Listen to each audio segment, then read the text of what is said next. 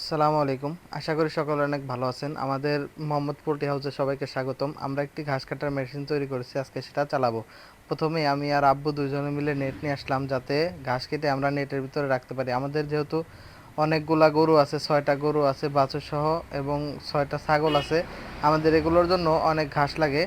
আর তাই চিন্তা ভাবনা করলাম যে আমরা যেহেতু তৈরি করতে পারবো, সেক্ষেত্রে আমরা একটা ঘাস কাটার মেশিন তৈরি করি। আমরা এই যে পরীক্ষামূলকভাবে মেশিনটি আজকে হচ্ছে রানিং দিয়ে দেখাবো, যে এটা কাজ কেমন করে বা এটার কি কি আপডেট করা দরকার, সব কিছুই আমরা আজকে দেখাবো। এদিকে ঘাস খাওয়ার জন্য আমাদের গরুগুলো অনেক পাগল হয়ে আছে। এই যে ছোট ভাই এদিকে বিসমিল্লাহ বলে স্টার্ট দেওয়া শুরু করলো। এই মেশিনটা একটু সমস্যা, এর কারণে হচ্ছে একটু স্টার্টে গ্যাঞ্জাম করে। আর এটা সকালবেলা চলতেই চায় না এরকম। তারপরেও কয়েকবার চেষ্টা করার পরে এটাকে স্টার্ট দিল। স্টার্ট দিতে দিতে ওইদিকে গরু ওই যে একটা চারের উপরে উঠে গেছে ঘাস খাওয়ার জন্য।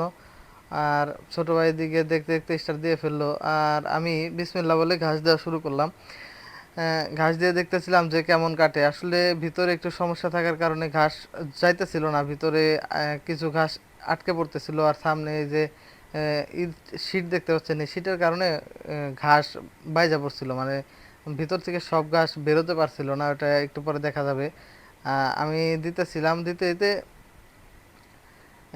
ওই যে বেজে পড়ছে, যে নাট আছে ওই জায়গায়, 3টা নাট ছিল নাটের ভিতরে, ওইগুলা বেজে মানে আটকে পড়তো, ঘাস আটকে পড়তো। ওইটা টাইনা বের করে আবার দিতে হতো। ওই যে সামনে শীতের কারণে ঘাস আটকে গেছে, আবার ব্যাগে আসতেছে, এর কারণে বন্ধ করে পরিষ্কার করে নিলাম। ওই যে আবার ছোট ভাই স্টার্ট দিতেছে।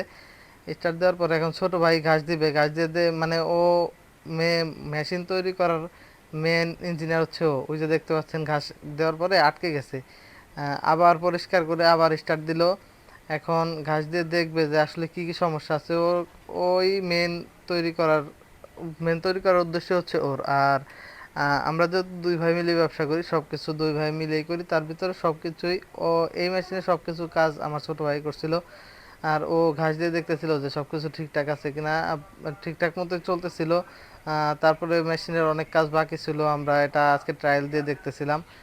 ওই যে ঘাস যেহেতু সামনে আটকানোর মতো কোনো কিছু নাই, ওই ঘাস উড়ে ওই গরুর ঘর দিয়ে চলে যাচ্ছিল।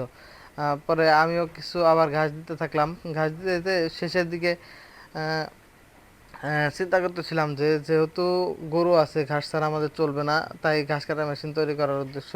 এদিকে দেখতে পাচ্ছেন ঘাসের সাইজ কত সুন্দর হয়েছে।